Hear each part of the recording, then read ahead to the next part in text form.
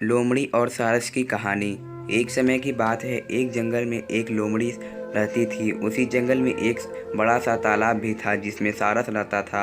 लोमड़ी अक्सर तालाब में पानी पीने जाती थी और धीरे धीरे लोमड़ी और सारस में दोस्ती हो गई। लोमड़ी और सारस अधिकांश समय साथ बिताने लगे। लोमड़ी बहुत ही चालाक थी और अपनी चतुराई से जंगल के दूसरे जानवरों को मूर्ख बना देती थी, जबकि सारस बहुत सीधा साधा था और जंगल के दूसरे जानवरों के प्रति उसका व्यवहार बहुत अच्छा था। लोमड़ी और सारस में अक्सर हल्का फुल्का हंसी मजाक होता रहता था। एक दिन लोमड़ी के दिमाग में सारस को बेवकूफ़ बनाने की बात आई। वह सारस के पास गई और बोली, मित्र, मैं तुम्हें अपने घर भोजन का निमंत्रण देती हूँ।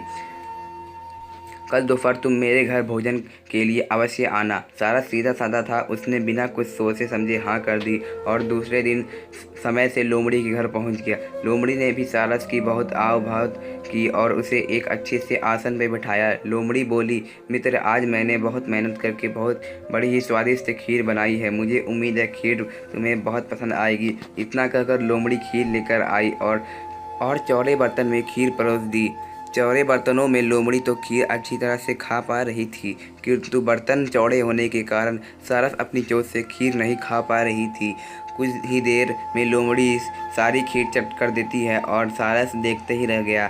खीर खाने के बाद लोमड़ी सारस से बोली, मित्र, क्या बात है, इतनी स्वादिष्ट खीर होने के बाद भी तुमने खीर नहीं खाई? सारस लोमड़ी की सारी चाल समझ गया था। सारस बोला, नहीं नहीं, आज मुझे भूख नहीं है।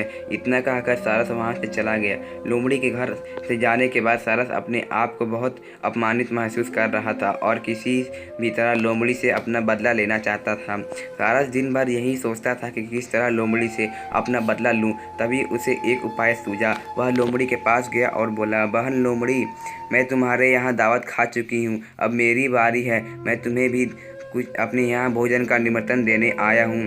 कल तुम्हें दोपहर में मेरे घर भोजन के लिए आना होगा। लोमड़ी ने झट से सारस का आमंत्रण स्वीकार कर लिया। दूसरे दिन लोमड़ी समय से सारस के घर पहुँच गई। सारस ने भी भोजन में खीर बनाई।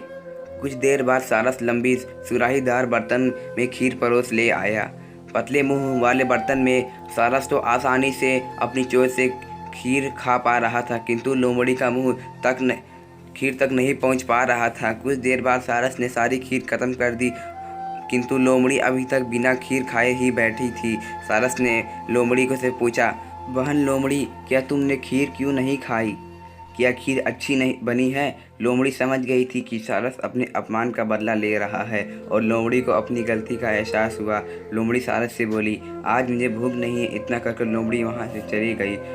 यह कहानी से हमें शिक्षा मिलती है। लोमड़ी और सारस की कहानी से हमें यह शिक्षा मिलती है कि हमें कभी भी किसी का अपमान नहीं करना चाहिए। दोस्तों, अगर आप सभी से इस कहानी से कुछ सीखे होंगे, अगर आप सभी को यह कहानी अच्छी लगी होगी और आप सभी को ऐसी और कहानी चाहिए, तो सबसे पहले आप सभी को हमारे चैनल को सब्सक्राइब करके वीडियो को लाइक कर लेना है। अब हम आपको मिलते हैं नेक्स्ट वीडियो नई कहानी लेके, जिससे आप कुछ सीख सके और अब वह कहानी आपके लिए फ़ायदेमंद साबित हो। तब तक के लिए टाटा बाय बाय। अब हम आपको मिलते हैं नेक्स्ट कहानी में।